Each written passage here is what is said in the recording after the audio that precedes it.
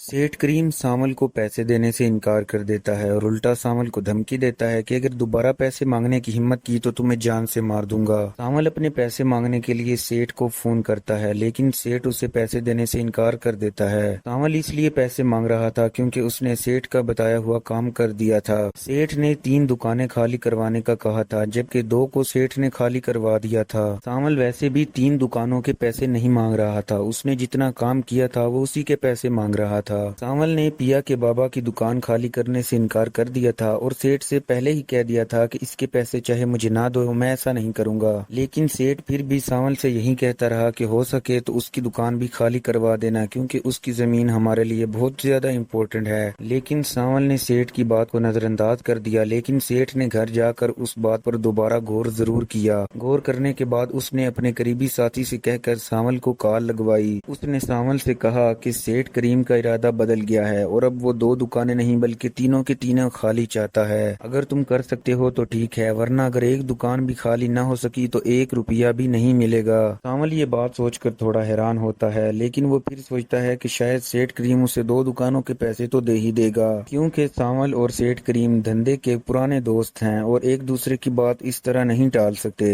लेकिन सामल सोच भी नहीं सकता कि सेठ करीम लालच में किस तरह अंधा हो चुका है और अब उसकी बात को भी इनकार कर देगा। सामल को जब पैसों की शदीद जरूरत होती है तो वो सेठ से पैसे मांगने के लिए उसे फोन करता है, जबकि आगे से सेठ फोन नहीं उठाता। सेठ को फोन ना उठाता देखकर सामल उसके मेन आदमी को फोन करता है, जो कि फोन उठा लेता है। वो फोन उठाने के बाद सामल से पूछता है कि तुमने फोन क्यों किया, जबकि सामल उसे बताता है कि मुझे पैसे चाहिए। सेठ का आदमी कहता है कि तुम्हें 1 रुपया भी नहीं मिलेगा। सेठ ने खुद कहा है कि सामल फोन करे तो उसे कह देना कि तुम्हें 1 रुपया भी नहीं मिलेगा। सामल हंसता है और कहता है कि शायद तुमने मुझे पहचाना नहीं, मैं सामल बात कर रहा हूँ। उसका आदमी कहता है कि जानता हूँ, बहुत सामल देखे हैं तुम जैसे। सेठ करीम ने सख्ती से मना किया है कि इसका फोन भी ना उठाना, लेकिन मैंने फिर भी तुम्हारा फोन उठा लिया है और अब तुम्हें ये बताता चलूं कि तुम्हें 1 रुपया भी नहीं मिलेगा। वो सामल से कहता है कि जब तुमने सेठ से वादा कर दिया कि दुकानें खाली करवाओगे तो बाद में सेठ ने खुद जाकर चेक किया, 2 दुकानें तो खाली थी, लेकिन तीसरी जो मेन दुकान थी वो अभी भी भरी पड़ी थी वर्कशॉप से। ये सब कुछ देखकर सेठ को बहुत ज्यादा गुस्सा आया है, जिसकी वजह से वो तुमसे नफरत करने लगा है। इसीलिए सेठ सोच रहा है कि अगर सामल तीनों दुकानें खाली करवा देता है तो उसे और पैसे मिल जाएंगे, लेकिन अगर वो कोई दुकान छोड़ देगा तो वो गुस्से से उसे 1 रुपया भी नहीं देने वाला। और ऐसा ही होता है, वो सामल को 1 रुपया भी नहीं देता और कॉल पर भी उसे पैसे देने से इनकार कर देता है। सामल को इस बात पर बहुत गुस्सा आता है और वो सेठ करीम से बदला लेने का सोचता है। इसके लिए उसके जहन में एक जबरदस्त आइडिया आता है। वो जान चुका है कि अलियार सेठ करीम का ही बेटा है, इसीलिए उसे अलियार को पकड़ना होगा।